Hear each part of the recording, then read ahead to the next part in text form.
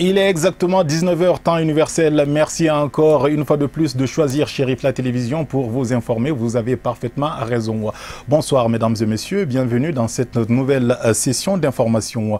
Le groupe de recherche Action Droits de l'Enfant Mali, en abrégé GRADEM, à travers un consortium composé d'une dizaine d'autres associations, a initié un cadre de promotion, de protection et de défense des jeunes filles aides ménagères en situation de détresse. L'événement s'est tenu ce samedi 24 au Palais de la Culture de Bamako. Étaient présents Hamadoun Kola Diallo et Samba Traoré pour Chérif la actualité. Suivons avec eux.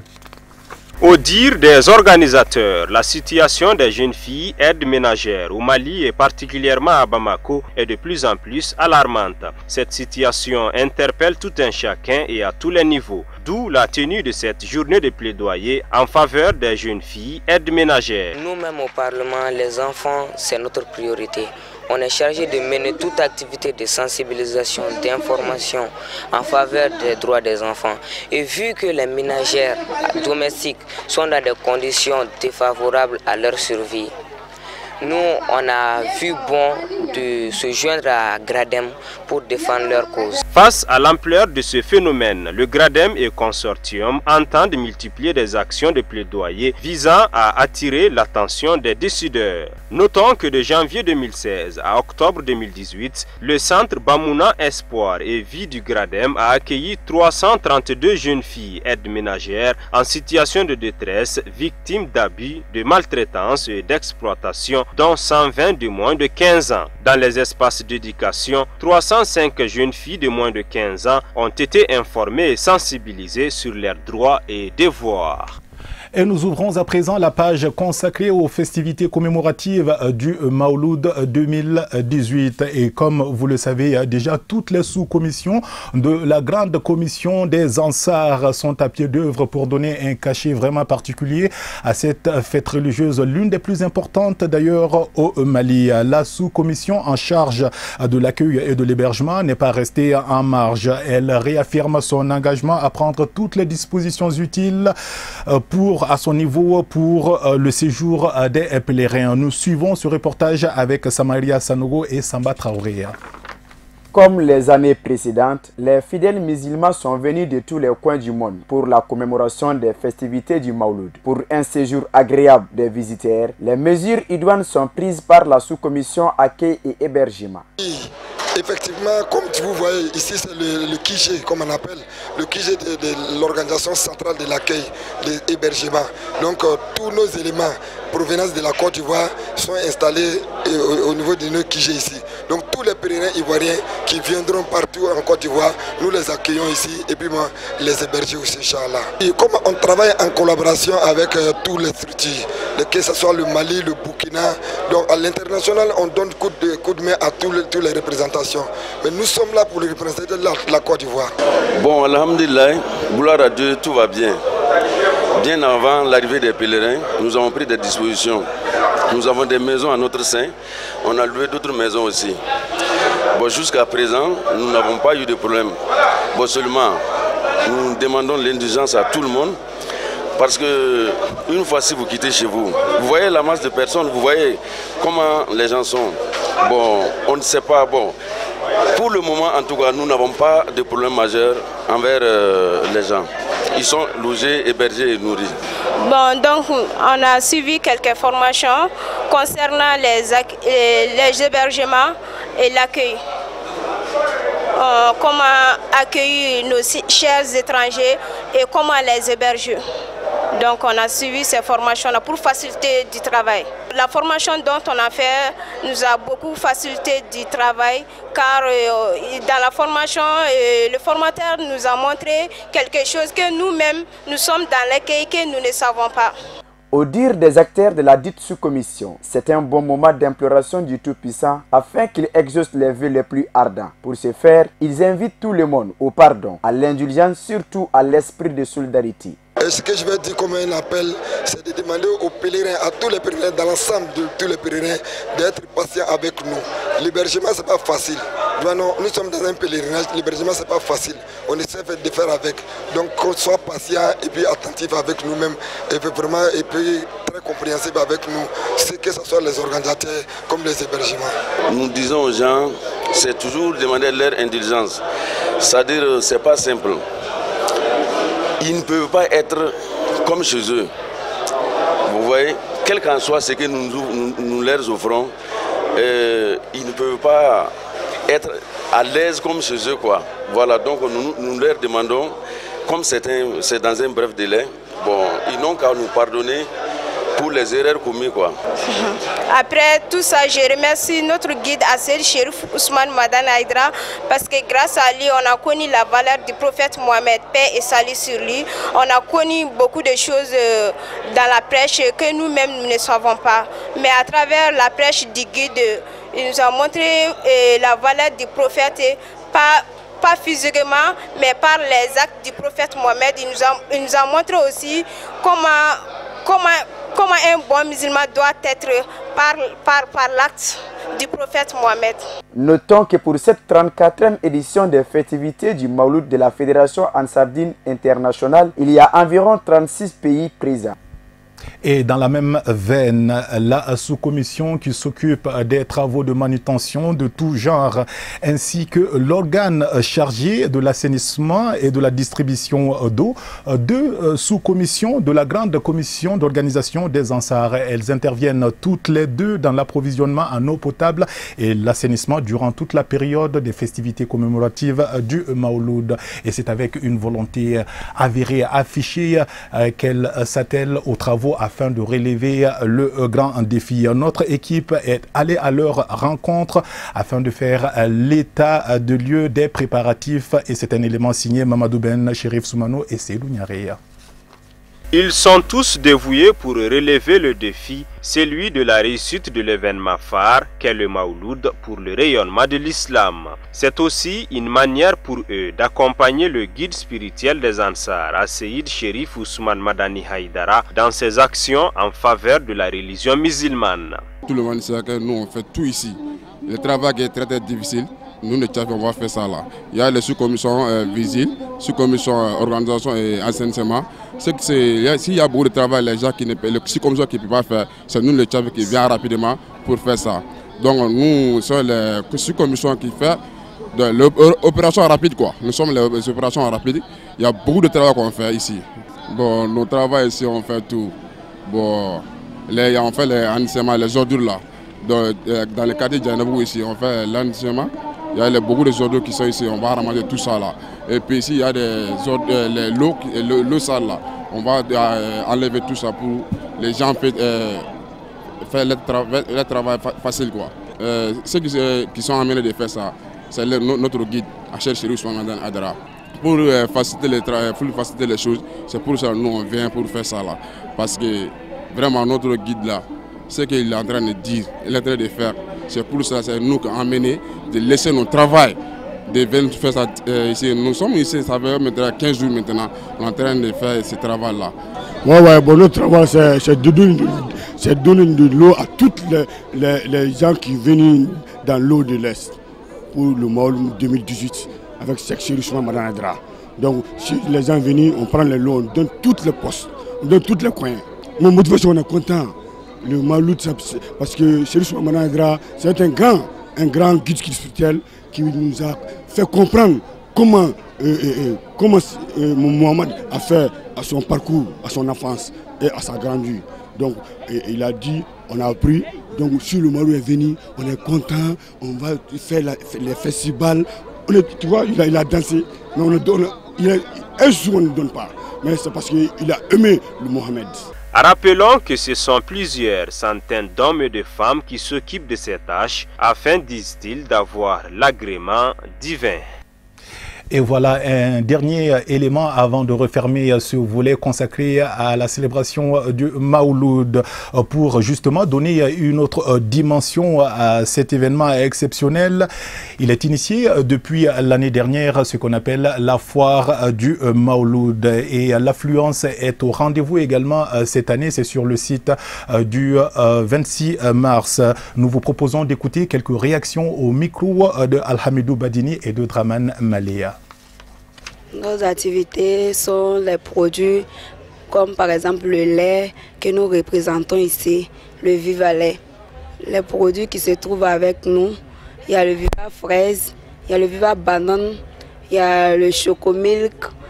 Nous avons plusieurs qualités de lait. J'appelle les clients pour que les clients puissent venir envers nous pour pouvoir reconnaître nos produits et savoir ce que nous représentons ici. Les produits viennent du Bamako, nous les produisons ici, à la zone industrielle. Nous sommes là-bas, notre usine est située là-bas. Dans ces foires de Maouloud, nous sommes venus faire une exposition donc pour faire faciliter aux patients à l'accès pour trouver les remèdes à bon prix. Oui, les types de remèdes que nous vendons aussi, c'est à peu près, il y a des remèdes pour l'hémorroïde, il y a des remèdes pour la faiblesse sexuelle, il y a des remèdes pour la fatigue générale, il y a des remèdes pour aussi l'haltose, il y a des remèdes aussi pour les infections, quelle qu'en soit l'infection lécorée, quelle qu'en soit l'infection gonorrhée chez les femmes, donc il y a des remèdes pour ça. Les produits, c'est pas très cher, c'est pas comme nous faisons et comme on vend, donc ici, comme la foire de Maouloud, donc les produits sont à prix bas. Pozokaba, c'est une entreprise agricole. Donc notre activité principale, c'est la commercialisation des semences. Voilà, la commercialisation et la distribution des semences. Donc nous avons différentes variétés de semences, différents types de semences, et dans chaque type, il y a différentes variétés de semences. Par exemple, si nous prenons le maïs, nous avons différentes variétés de maïs. Nous avons maïs Totibagar, dont le cycle peut aller jusqu'à 3 mois, 100 mois. Nous avons Brico, nous avons Nafoma, nous avons Démaniement, nous avons Djorobana. Donc dans chaque type de semences, il y a différentes variétés. Voilà, et les variétés sont adaptées en fonction des zones. Nous vendons aussi des produits phytosanitaires. Donc tout ce qui est dans l'agriculture, nous intervenons dans ce domaine. Et il y a les produits maraîchers, il y a les engrais, les produits phytosanitaires aussi. Et nous vendons aussi les matériaux agricoles. Généralement, si les agriculteurs qui achètent ça, ils n'ont pas de problème de germination. Et nous accompagnons aussi les agriculteurs en leur donnant tous les conseils nécessaires pour pouvoir faire une bonne récolte. Après le stade du 26 mars où se tient justement la foire du Maouloud, retour au QG des Ansars pour vous annoncer cette bonne nouvelle qui apporte de la joie et du baume au cœur, surtout de la gente féminine. La naissance des quadruplés, ça n'arrive pas tous les jours. Justement, en cette période festive à l'occasion du Maouloud, Madame Samake Awakone a donné naissance à 4 garçons qui se portent tous très très bien comme leur maman. Voilà, les 4 plis ont été présentés au guide spirituel des Ansars, Seyd Cherif Ousmane Madana Aïdara, qui leur a fait des bénédictions en leur souhaitant également une très longue vie. Un bon geste a également accompagné les propos du guide qui leur a fait cadeau d'une enveloppe de 200 000 francs CFA. Voilà, donc on peut dire que ces 4 bébés sont chanceux et nous leur souhaitons également santé et longévité. Voilà, après le Mali, direction tout de suite la France, suite à la série de manifestations des grévistes en France, justement, un bras de fer s'est engagé. Ce samedi 24 novembre, plusieurs dizaines de milliers de gilets jaunes ont poursuivi leur mouvement dans toute la France, mais c'est surtout sur les Champs-Élysées, à Paris, que se sont cristallisées les tensions. Et c'est sans doute l'image qui restera de cette deuxième journée de mobilisation nationale des gilets jaunes. Des barricades en feu sur la plus belle avenue du monde, théâtre d'affrontements d'ampleur. C'est près de 80 21 000 manifestants au total dans toute la France, dont 8 000 dans la capitale. Les échauffourées se sont concentrées sur les Champs-Élysées où les forces de l'ordre n'ont pas hésité à faire usage à de nombreuses reprises de gaz lacrymogène pour empêcher justement les manifestants de se rapprocher de l'Élysée. 19 blessés, dont 4 parmi les forces de l'ordre selon un bilan provisoire du ministère de l'Intérieur à 18 h. Au total, 35 personnes ont été interpellées et 22 autres placées en garde à vue. Voilà, une transition toute trouvée pour enchaîner sur les brèves, et la compilation d'aujourd'hui vous est offerte par Hamadoun Kola Diallo.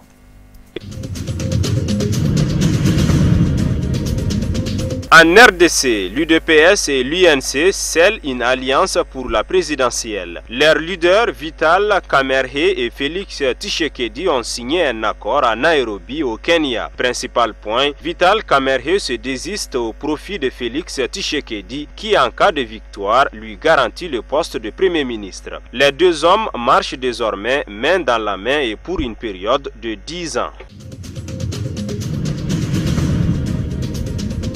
L'ex-chef de milice centrafricain Alfred Yekatombe Romhots, surnommé Rambo, est devant la Cour pénale internationale CPI de La Haye où il comparaissait pour la première fois ce vendredi 23 novembre. À cette occasion, il a affirmé avoir été torturé lors de sa détention à Bangui. Ex-chef de milice anti-Balaka, il est accusé de crimes de guerre, crimes contre l'humanité commis par ses miliciens dans l'ouest du pays entre décembre 2013 et décembre 2014.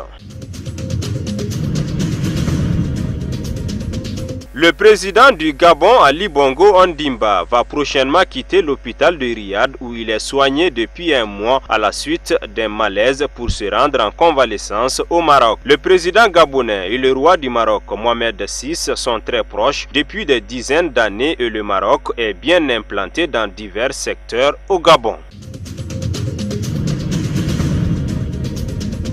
Le président américain Donald Trump a menacé jeudi de complètement fermer la frontière entre les États-Unis et le Mexique, y compris aux échanges commerciaux, afin de dissuader les tentatives d'intrusion de milliers de migrants centra-américains. L'avant-garde de la caravane de migrants, constituée de plusieurs centaines de personnes, est arrivée à Tijuana, au nord-ouest du Mexique. Les migrants de ce vaste cortège ont quitté le Honduras le 13 octobre, fuyant la violence et la pauvreté, et parcouru plus de 4000 km en un peu plus d'un mois.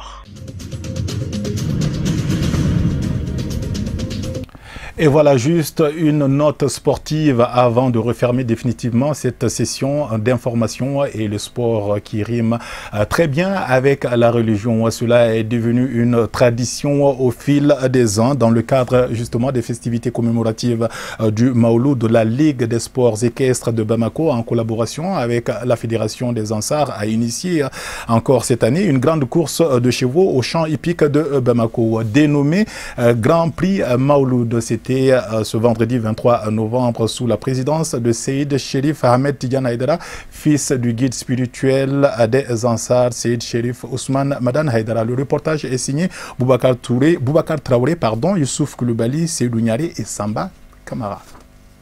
La cérémonie était riche en couleurs. 3 courses étaient au programme, réservées aux catégories des petits chevaux, des mini-cracks et les cracks. D'abord chez les petits, 18 chevaux ont pris part à cette première course. À l'arrivée, Dankoroba vient en tête, suivi de Ansardine numéro 2 et le cheval Zaki ferme le tiercé. En seconde course pour le demi-crack, le cheval Tigre Noir a été premier. Ansardine numéro 6 est venu en deuxième position. Le cheval Ansardine numéro 3 a été classé troisième. Enfin chez les cracks, le cheval Ansardine numéro 8, drivé par le jeune Mamoutou Diarra, enlève le trophée du Grand Prix Maouloud de 2018. Alhamdulillah Rabbil Alamin, il y a très longtemps, cela fait partie des événements du Maouloud.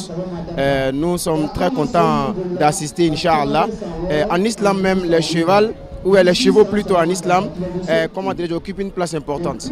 Donc faire les courses comme ça et venir assister, vraiment, c'est très bien, c'est réjouissant et ça nous vraiment rend très contents. Je crois il y a 3 ans de cela, et cette cérémonie a commencé. Lors du Maouloud, la commission du sport équestre, il sollicite le guide pour parrainer cette course-là. Donc vraiment les sentiments qui m'animent sont les sentiments de joie, de satisfaction. Et surtout, vu la considération qu'ils ont vraiment à l'égard de notre guide, Assir Cherif Ousmane Maulana Aïdara, nous ne pouvons que vraiment nous réjouir vraiment de cette belle initiative de la part du sport équestre. Vivement le prochain Maouloud. Voilà, juste avant de refermer cette session d'information, je me permets de rectifier quand même l'équipe. L'équipe, ils étaient au nombre de 4. Vous avez Boubacar Traoré, Youssouf Koulibaly, Seydou Niaré et Samba Traoré au lieu de Samba Kamara. Vous l'aurez sans doute compris. Point final à cette session d'information. Merci de l'avoir suivi. Excellente suite de programmes sur Cherif la télévision et à très vite pour d'autres news.